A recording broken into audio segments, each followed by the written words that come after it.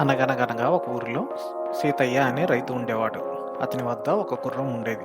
దానిని సీతయ్య చాలా మంచిగా చూసుకునేవాడు. మంచి ఆహారం పెట్టేవాడు. దానితో పొలం పనులు చేయించేవాడు. దానికి ఆ పనులు చేయడం నచ్చలేదు. మా పూర్వీకులు మాత్రం రాజుల సంరక్షణలో ఉండేవారు. ఎన్నో యుద్ధాలలో పాల్గొన్నారు. సకల సౌకర్యాలు అనుభవించారు. నేను మాత్రం బానిసలాగా బతకాల్సి వస్తోంది. ఎలాగైనా ఇక్కడి నుండి వెళ్ళిపోవాలనుకుంది.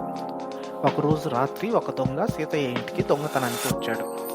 ఆ సమయంలో సీతయ్య గాఢ నిద్రలో ఉన్నాడు. దొంగ చేతికి అందిన వస్తువులన్నీ మూట కట్టుకున్నాడు. జరుగుతున్నదంతా గుర్రం చూస్తుంది. యజమానిని మాత్రం అప్రమత్తం చేయలేదు. తన పని ముగించుకుని వెళుతున్న దొంగను, అయ్యా, అదే చేత్తో నా కట్లు విప్పండి అని బతిమిలాడింది గుర్రం. నీ కట్లు విప్పితే నాకేంటి లాభం అన్నాడు దొంగ. అప్పుడు గుర్రం ఏమీ ఆలోచించకుండా, కావాలంటే నీతో వస్తాను అంది. నీకు బానిసగా ఉంటాను అని బతిమిలాడింది. దానికి దొంగ నవ్వుతూ, నేను దొంగను. దొంగతనం చేస్తున్నట్లు తెలిసి కూడా యజమానిని లేపలేదు. నిన్ను పోషిస్తున్న యజమాని పట్ల నీకు కృతజ్ఞత లేదు. నీలాంటి దాన్ని వెంట ఉంచుకోవడం తప్పు. యజమాని పైన విశ్వాసం లేని వారు ఇప్పటికైనా ముప్పు అన్నాడు దొంగ.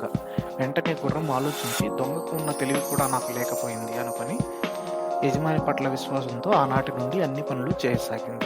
ఇందులో నీతి ఏంటంటే నమ్మకము విశ్వాసము మనల్ని కాపాడుతుంది.